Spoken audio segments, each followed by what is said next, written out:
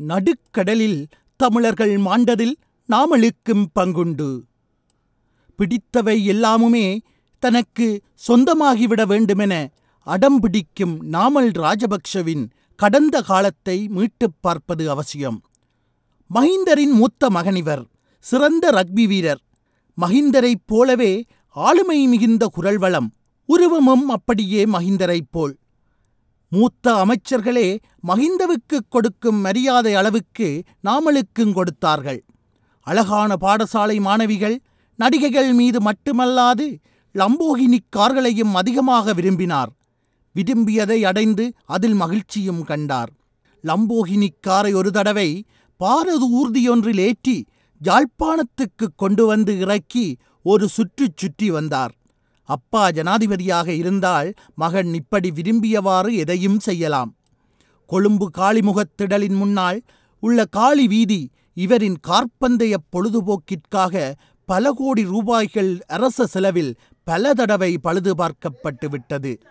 ஆடம்பரமாக வாழ்வதை மஹிந்தரின் மூத்த மகனிடமும் மூன்றாவது மகனிடமும் தான் கேட்டு படித்து கொள்ள வேண்டும். நாமலுக்கு அந்த விஷயத்தில் எது பிடிக்கும் எது பிடிக்காது என்பதை பாதிக்கப்பட்டவர்களிடமிருந்து கேட்டு தெரிந்து கொள்வதை விடவும் நடிக்கத் தெரிந்த போக்கிரி படத்தின் நாயகிக்கு அதிகமாகத் தெரியுமென்று நாமலின் மாமா பயல்கள் கூறுவார்கள். நாமலின் நீலப்படையணி, நாளைய இளைஞர்கள் போன்ற அமைப்புகளின் உருவாக்கமே அவரது அரசியல் தேவைக்காகத்தான் அமைக்கப்பட்டது. நாமலுக்காக தேர்தல் பிரச்சார பணிகளில் இவர்கள் ஈடுபடுத்தப்பட்டார்கள். நாமலின் தமிழ் நண்பர்கள் யார் என்ற பட்டியலில் முதலில் இடம் பிடிப்பவர்களை பார்த்தால் மின்னல் ரங்கா, மட்டக்களப்பு அருண் தம்பிமுத்து, யாழ்ப்பாணம் மங்கையன் ராமநாதன், பதுளையில் செந்தில் தொண்டமான், இப்படி அரசியல் மாமேதைகளும் வர்த்தகர்களும் அடங்குவார்கள். தனது எதிர்கால அரசியலை மனதில் கொண்டு நாமலே இவர்களை தனது சகாக்களாக்கிக் கொண்டிருந்தார். இவர்களைத் தவிரவும் பல தமிழ் வர்த்தகர்களும் உள்ளடங்குவார்கள். இவர்கள் நாமலுக்காக எதையும் செய்யக்கூடியவர்கள். மயக்கக்கூடிய எதையும் நாமலுக்கு வழங்கி தமது காரியங்களை சாதிக்கும் ஆற்றல் இவர்களிடமும் இருந்ததே நட்பு தொடரக் காரணமாக இருந்தது. நாமல் ராஜபக்ஷ ஒரு கட்டத்தில் கிளிநொச்சியில் முக்கியமான அரசியல் தலைவராக திகழ்ந்தார். கிளிநொச்சியில் மஹிந்தவுக்கும் தொடர்பில்லை, சிராந்திக்கும் சம்பந்தமில்லை. ஆனால் நாமல் கிளிநொச்சியில் உரிமையோடு வலம் வந்தார். அது எப்படி சாத்தியமானது? அந்த சாத்தியத்தின் விஷம் நிறைந்த உள்நோக்கம் என்ன? ஆஸ்திரேலியாவுக்கு திடீரென தமிழ் இளைஞர் யுவதிகள் படையெடுத்தார்கள். பலர் சரியாகப் போய்ச் சேர்ந்தார்கள், பலர் கடலிலேயே பலியாகிப் போனார்கள். இவர்கள் பயணம் செய்வதற்கு சில முகவர்கள் இலங்கை, இந்தியா, இந்தோனேஷியா ஆகிய நாடுகளிலிருந்து ஒழுங்கு செய்தார்கள். ஆயிரக்கணக்கான தமிழர்கள் வாழ்வா அல்லது சாவா என்ற நிலையிலும் பயணமானார்கள். பல வேளைகளில் ஒரு தொகை பணத்தை வாங்கிக் கொண்டு படகுகளை கடற்படையினரே தொடர்ந்து பயணிக்க அனுமதித்ததாகவும், சில வேளைகளில் படகுகளை மடக்கி பிடித்து தமது கடமையை நிறைவேற்றுவதாக காட்டிக் கொண்டதாகவும் அந்த காலத்தில் செய்திகள் வெளியாகியிருந்ததை யாரும் மறந்திருக்க மாட்டீர்கள். 100 பேர் அல்லது அதற்கு மேற்பட்டவர்கள் பயணிக்கக்கூடிய படகுகளை கொள்வனவு செய்து ஒருவருக்கு 10 லட்சம் தொடக்கம் 6 லட்சம் வரை வாங்கிக் கொண்டு படகுகளில் ஏற்றிவிடப்பட்டிருக்கின்றார்கள்.